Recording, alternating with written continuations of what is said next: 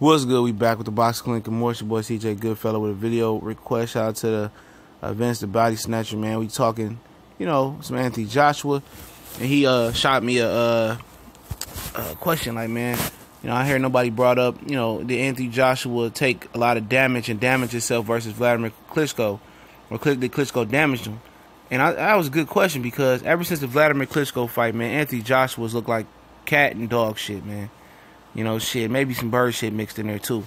And that's a valid question, man. We was talking about that what Abel Sanchez said about Danny Jacobs at the Triple G fight, and it worked both ways. Triple G ain't look the same as Danny Jacobs, and when you fight at this high level, you got two big punchers. That's very possible because Joshua, he took some punishment, man. And he fought Takam, and he didn't look like himself versus Takam.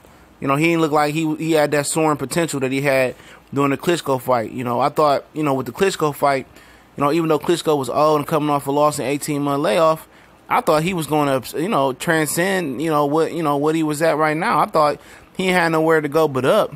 And that's why I kind of slightly favored him over Deontay Wilder for a long time. And I thought he was going to get better. Usually when you fight tough, experienced championship fights and you get that real, legit win under your belt, which most people thought it was for him, and was a passing of the torch, even though, Fury really had the torch. But like I said, that's a totally another conversation for another day. And, he kind of passed the torch, and he won a big fight. And you could put that on his resume and put the notch on his belt. I thought he was going to get better. I was like, man, this dude going to be a problem. You see the potential. He had a lot of potential. But at the end of the day, maybe he took a lot of punishment. Wladimir Klitschko is one of the biggest punchers in the recent memory in the heavyweight division. Everybody talks about how big a puncher Wladimir Klitschko was and how bigger puncher than he was than Vitaly. So I think that's a valid question, man, because Anthony Joshua ain't look good, and now, when Joseph Parker was touching him to the chin and the body, this dude was like on shaky legs, like one of those cheap tables you buy at Family Dollar and you put together and it's just not sturdy. And, with the Takam fight, he didn't look good, and with the Joseph Parker fight, let's keep it honest, he didn't look good in that fight neither. Joseph Parker, if it wasn't for the ref, he mixed it up with him one time. He touched Joshua's chin. This dude almost fell out the ring, man. Then he hit it with a body shot. He cringed over. So I don't know if Wladimir Klitschko took something from him, or maybe it's just something that he got to break through with through a plateau. Because everything you do in life, you might plateau, and you got to just bust through it. I'm waiting for him to bust through it, but I haven't seen the improvement. I'm not gonna fake the funk. I ain't seen him do shit since the Wladimir Klitschko fight. Nothing. He looked like he was a trending superstar in the sport of boxing. It seemed like he had a lot of potential, and like that potential went down the drain in the last two fights. Man, he ain't been looking good at all. And a lot of people gonna say you hating. I ain't hating. I'm telling the truth. I mean, he ain't look good at all, man. And Takam wasn't even a step up fight, bro. It wasn't. Takam wasn't even a step up fight. That was a stay busy type fight. And he left a lot to be desired. The power wasn't there in that fight. And Takam got saved. I mean, the ref saved, Joshua, saved Joshua's knockout. The refs over there is always saving some shit over there, man. They really is, man. I mean, got some shitty ass refs everywhere. But in the UK, man, there's just too much fishy shit going down, man. Maybe with Malik Scott, what was it, Chisora, and some of these Joshua ref fights. I mean, he needs all that advantage. I guess that's why he want Wilder to come over there. But let's just keep it trill, man. This dude ain't look like shit since, the Klitschko fight, man. This dude is just, he's not improving, man. And I asked like a while ago, should he consider, switching trainers, man? I don't think coming to America would really help his sparring because there ain't a lot of great American heavyweights like that. So I think he could stay and spar in the, in the UK. That's not an issue.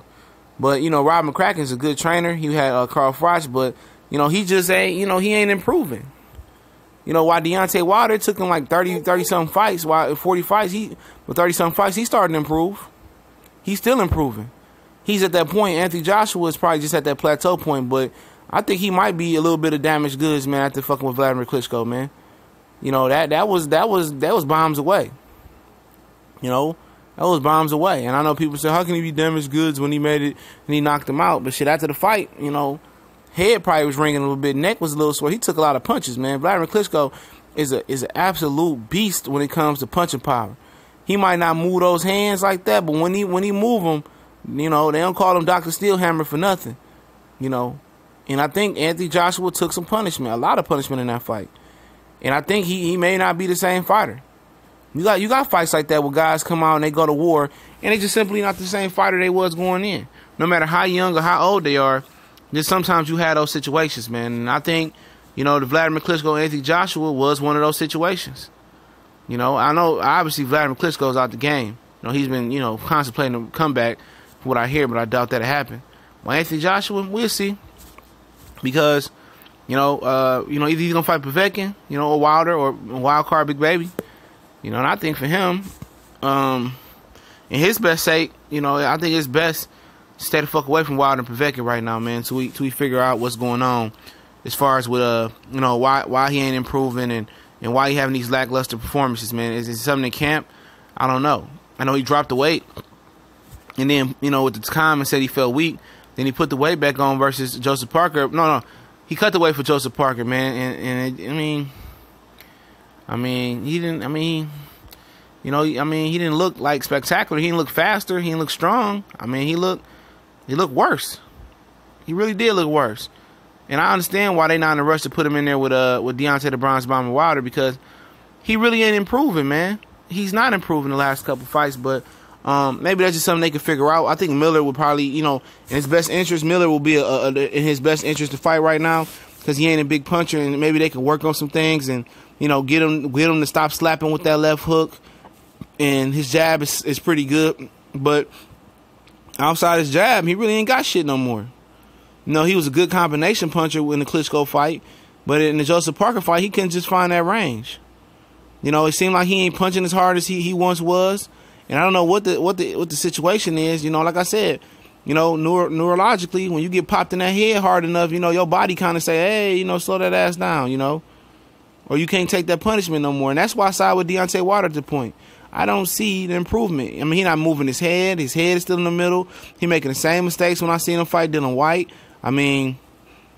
Shit, man. I think he's mad overrated at this point, man. But like I say, he could change that with one fight, man. He definitely got the talent and the potential, and he just gotta he gotta improve, man.